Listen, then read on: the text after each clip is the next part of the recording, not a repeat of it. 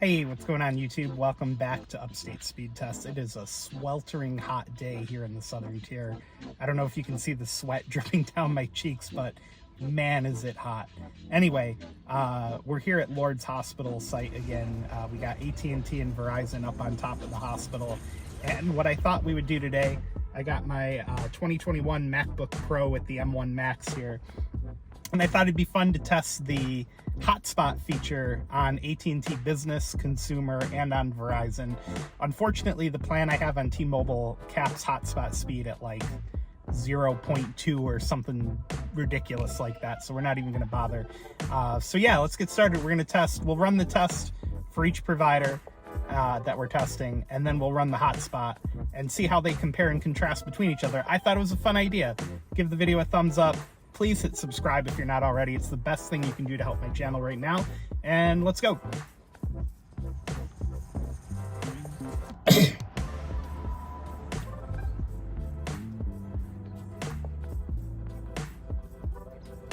All right, so starting out with AT&T Business. This is AT&T Business. We'll run one speed test just to get a feel of the on-device data performance. And then we'll switch over to my MacBook Pro and do the speed test on there. Now, granted, it is 4:23 p.m.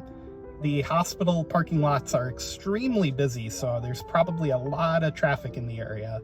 On the other side of the site, I can get 300 down on AT&T.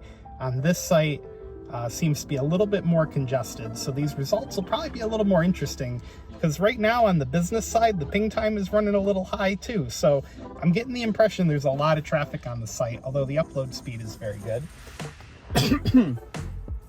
Let's switch over to my MacBook Pro here, and let's see how the hotspot performs. Now, sorry, my allergies are killing me this time of year. Granted, the M1 MacBook Pro supports Wi-Fi 6, but I don't think it has the best Wi-Fi card on planet Earth inside of it. Just my personal opinion from speed testing experience on it. So anyway, 109 down, 71 millisecond ping, 7 millisecond jitter, and the upload looks slightly worse. So looks like comparable download, slightly worse upload, and the jitter and ping look comparable. So there's what we had on the on-device data, and there's what we had on the hotspot data. And actually the ping time is slightly better, and the download is actually okay. So the hotspot on AT&T Business was actually a little bit better than on the on-device data. Let me switch over to AT&T Consumer. We'll be right back. Today's video is brought to you by Circled In. CircledIn.com makes it super easy to get the benefits and savings that come along with a postpaid or prepaid wireless account without having to set one up yourself. Let's take just a second to see how easy it is to use CircledIn.com and save a ton of money on your wireless. Starting out on the CircledIn.com homepage, I would start by clicking All Circles. Once the page loads, you can sort by postpaid or prepaid providers like Verizon, T-Mobile, Google Fi, Simple Mobile, and Metro.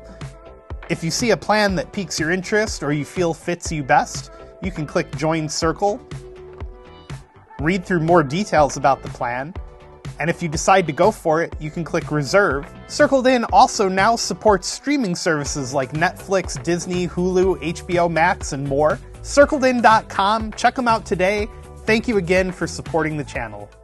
All right, we are back. We're connected to AT&T Consumer now.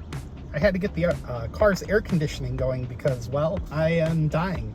I thought I could make it a few speed tests without having it running, but I was wrong. So as expected, AT&T Consumer ping times are a little bit higher.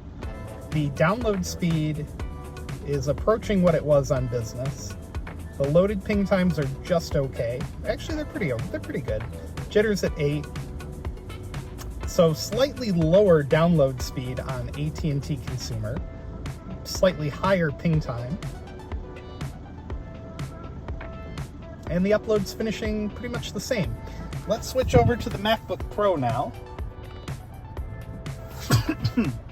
Again, sorry, my allergies are making my throat dry as heck. So ping time's actually a little bit better on the hotspot. Looking like the the download speed is going to be pretty similar, actually slightly better. What did we finish at on the consumer side? 84.5. And on the Hotspot side, we're getting 110. And a very similar upload experience.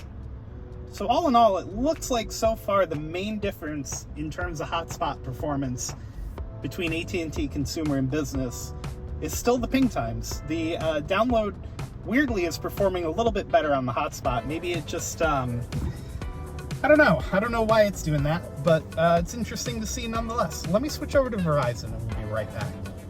Got Verizon fired up here and ready to go.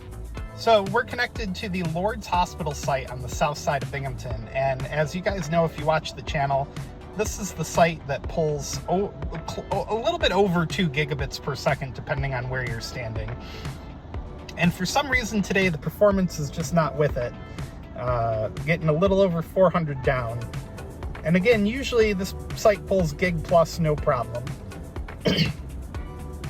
So we're at 413 on the down, 45 millisecond ping. The loaded ping times are pretty good. Jitter is super high at 194. And the upload's at 14.4. So, not sure what's going on with that. Let's try again. 45 millisecond ping, and there goes the connection got better, I guess. Or not. Yeah, so very strange performance from Verizon today on this site. Maybe if I go to a different location, it'll be a little bit better, but it's not like we're far away. The hospital is, what, maybe 100 yards in front of us? So 45, 50 on the up. Maybe it's an Ookla issue. Let me switch over to the Stenson app, as I call it. Let's see what we get over here, although it's probably going to be the same. Yeah, there we go. It's breaking closer to a gig.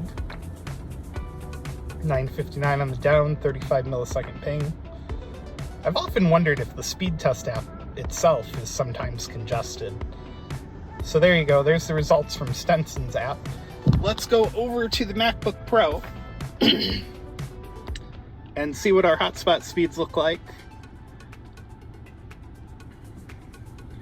Now again, MacBook Pro, not the greatest Wi-Fi card on earth.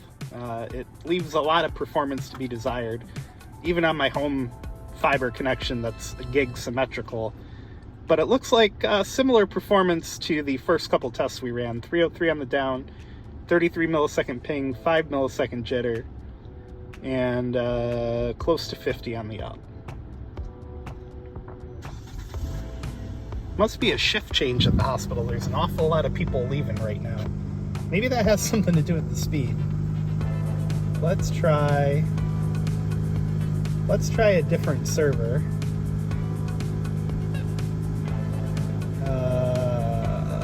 Cornell University. Let's see what we get. 39 millisecond ping. Oh, that server's much better.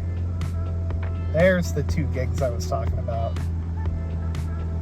Can it break 2100? No, it cannot. But close enough. Can't complain about 2 gigs down. So the server we had before must have just been a lousy connection on Verizon, I guess. I don't know. So there we go. 2.3 or 2.036 gigs down on Verizon C-band. There's no millimeter wave in the Binghamton area, at least not yet. Let's try a different server over here on the MacBook, just for posterity. Is that the right word for that? I don't even think that's the right term. Whatever. Yeah, so let's go back and choose Cornell. And let's see how we do.